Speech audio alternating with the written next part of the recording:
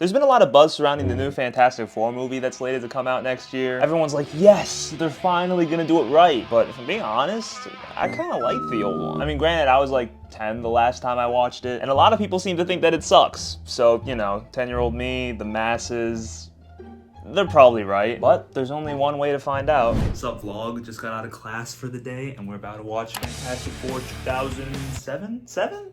2006? Somewhere between like 2004 to like 2009. Got my halal. Oh my god, that shit looks so bust. I'm wearing my bummy clothes. Every time I'm trying to like really fucking lock in, this is the outfit that I wear. It has like stains all over it. And these shorts are like super short. I like them. They're really comfy. I'm not expecting to like this movie, but let's just go. How do they know?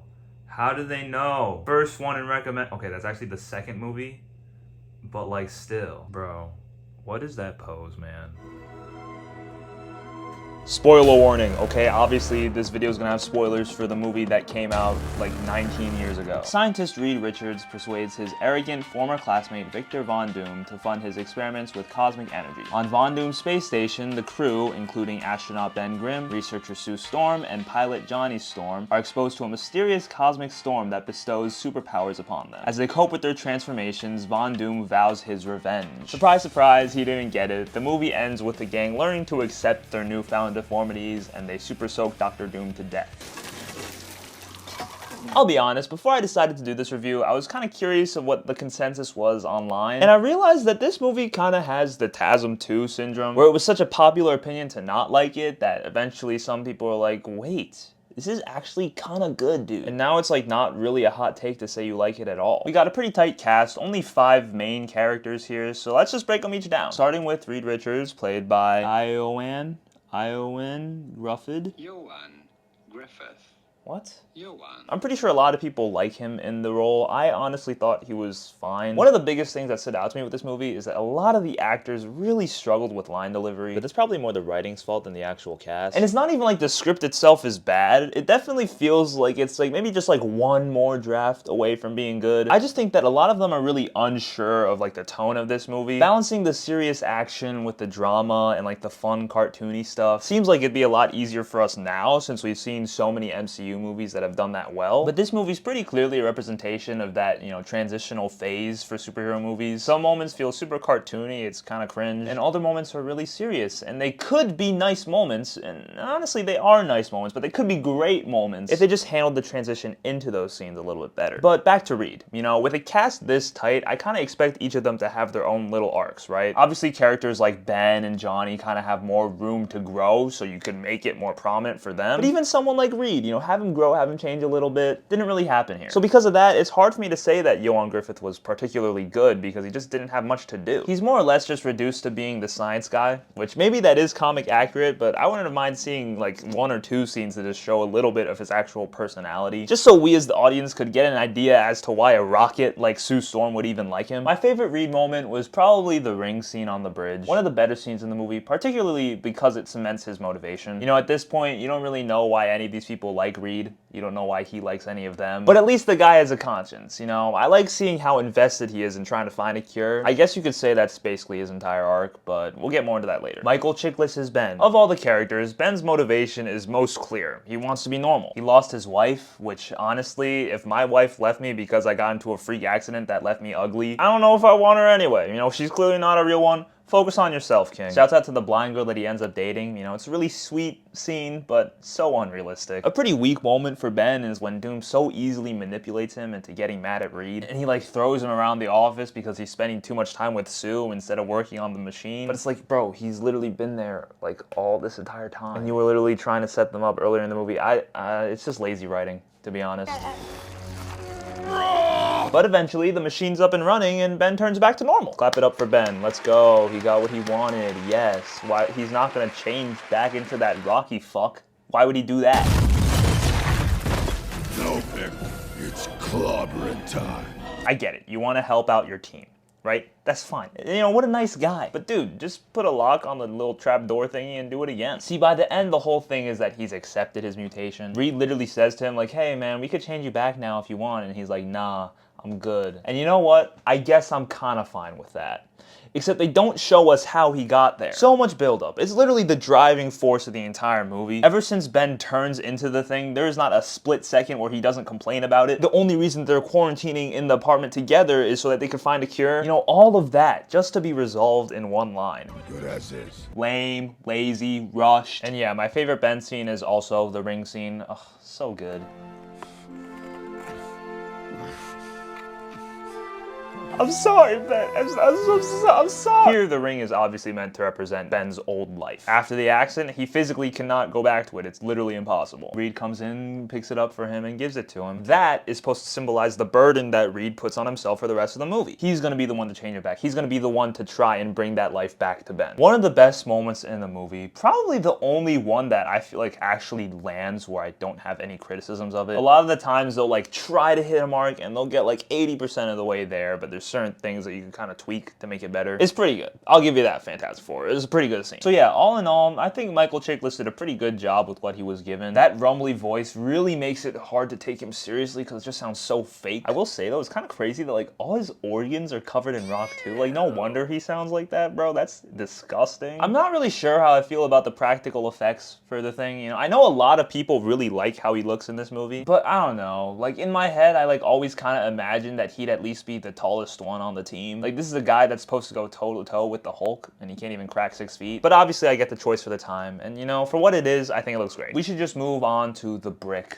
Jessica Alba as Sue Storm. There is literally a dude made of rock in this movie, and I'm calling her the Brick. I feel bad saying it, but she just can't act. At least not in this type of movie. And you know, it's fine. It's not her fault. I just feel bad because, you know, you look at the promotional images for this movie and the multiple gratuitous stripteases she has throughout. It's pretty clear that she's meant to be the tits. And obviously that shit would not fly today, but just seeing it here is really disappointing. Especially since she's the only woman in the entire cast, only woman on the team. I'm sure Jessica Alba is a really nice lady, but I do not think she was perfect for this part at all. She doesn't even look it.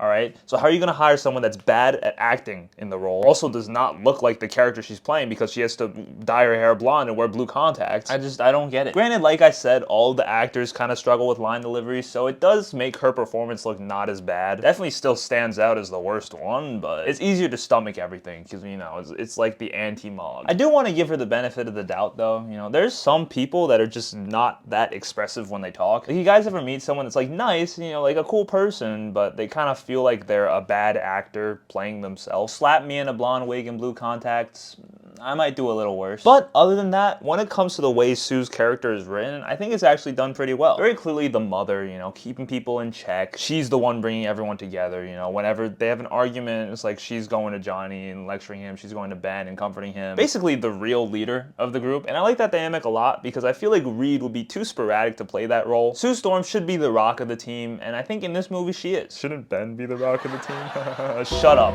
dude. Okay, that's a horrible joke. Favorite Sue scene? That one's tough. I guess I would go with after the car fight, like when she's trying to console Ben. It's easy for you to be patient. No, it's not. I thought I was done waiting for Reed.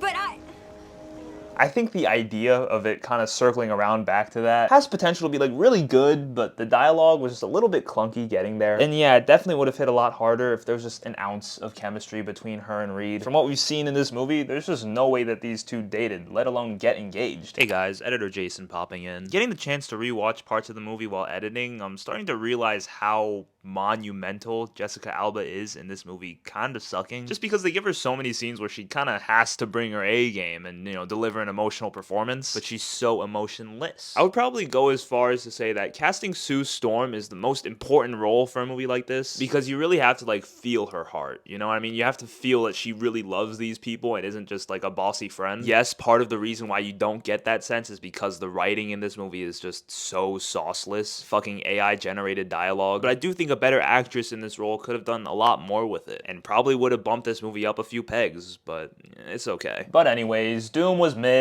I don't know a lot about Doom in the comics, but apparently he's pretty cool. Very one note. I don't even really get what his powers are. I'd say it has to do with electricity, but he did it to a fork. So maybe it has to do with metal, but then is that he just Magneto then? I don't really have a favorite scene with him. I honestly checked my phone every time he showed up on screen. And that's bad, you know? For superhero movies, if anything, your villain should be the most interesting character, not the least. Especially not by this much. But ladies and gentlemen, we've arrived to the only redeeming quality of this movie. Chris Evans as Johnny Storm. Oh my god, he's fantastic. Fuck, I did not mean to say that. He's the only one that doesn't seem at least partially embarrassed to be there. The only person whose line deliveries I could actually believe. I would actually go as far as to say that he's great in the role. And he brings so much energy. You know, he's really like the heart of the movie. Every time he's talking on screen, I'm having a good time. To be fair, Johnny Storm is definitely the most fun role you could have in this movie. But they're just like subtler nuances to his performance that the other actors don't have. Whether it's more exaggerated facial expressions or his comedic timing. Maybe kind of over the top at times, but for a comic book movie like this, it's perfect. And yeah, I couldn't possibly think of just one great Johnny scene, so here's a montage. Oh, wait, just be right. Punishing They love me.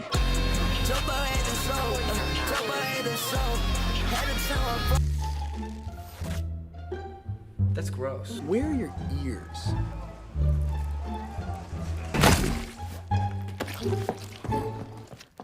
Johnny! I mean, I meant to just talk about the characters, but I feel like I indirectly reviewed the entire movie. I do think the pacing of this movie is interesting. The first hour or so is pretty good. We get through the entire accident in like less than 10 minutes, and it doesn't feel rushed at all. But then the last act gets like really slow.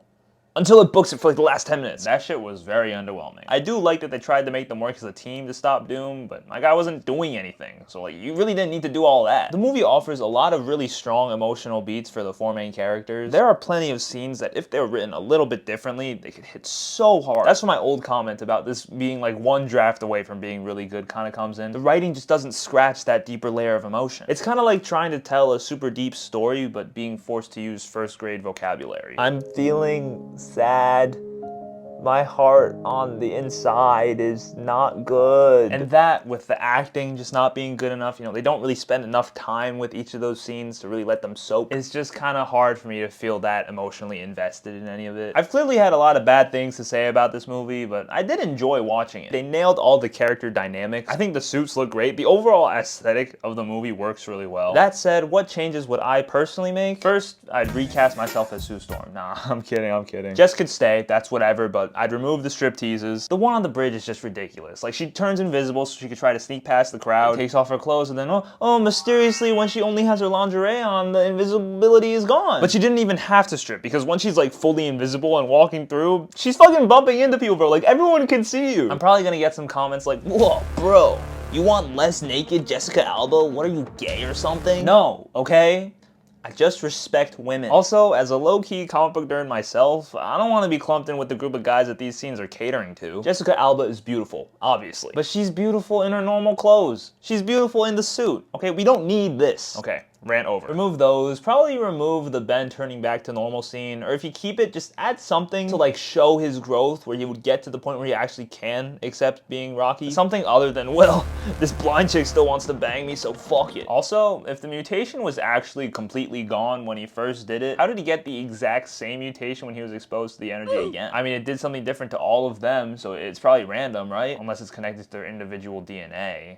I guess that kind of makes sense. For the last act, includes some kind of scene that gets Johnny to pull his head out of his ass. Because as much as you're my fucking guy, and I love you, Johnny, okay, I would never say anything bad about you, we needed an actual reconciliation between the entire team before they joined forces to beat Doom. They kind of just all arrived there and everyone's like, okay, we're good. And again, I'm fine with Sue and Ree getting engaged by the end of the movie. It's sweet, it's nice. Probably has the worst line delivery of the entire movie though. That's my nose, genius. These are my lips. Fuck, dude. I wouldn't mind getting a little more explanation for how their powers work. There are just a few things in like the science area that just don't really make sense to me. And it's possible to write science that doesn't make sense, but make it feel like it makes sense for the audience. You know what I mean? Marvel does that all the time. But I don't get why it took so long for the mutations to hit after being exposed to the radiation, especially the Thing. Because what, he looked completely normal until one day he's like, chew, and then he's the Thing. Like, what? Johnny has a 209-degree fever, but that doesn't make sense. Because, like, I thought the whole point was that he's, like, flame on. If he's 209-degree fever, he's dead, bro. Also, does Reed need, like, crazy core strength to be able to just bend his body over and catch a guy? I guess, right? I don't know how this works. Those changes would make this movie at least a 6, but I'm probably gonna give it, like, a 3. Now, I'm a big moments guy, so we're gonna do top 3 moments to close out the video. Number 1 is Where Are Your Ears? Number 2 is That's Gross. And number 3 is the whipped cream scene. As you can see, they're all Johnny. because he's fucking amazing. I love him. So yeah, I hope you enjoyed this quick little review. I know it wasn't anything crazy, but moving forward, I kind of want to take this channel in that direction. You know, not do anything insane with the edits, but just be able to talk about movies and TV shows because I like them. Comment down below what you thought of this movie if you've seen it, and like this video if you want me to watch the second one and make a video on that. Even if you don't, I probably will still do it for content. We're working as hard as we can. Yeah, I could tell. Victor was right. Victor? Ben, I don't know if this thing will change us back or make us worse. I need you to be patient for a little while longer. Reed, look at me. I am looking. That's why we can't make a mistake. I gotta get it right, and it's not right. We need to test it. I spent my whole life protecting you, man. And for what? So you could play Twister with your girlfriend while I'm the freak of the week? And scene. I know I made jokes about the acting in this movie being kind of mid, but this scene was actually pretty good. Shouts out to Yohan and Michael.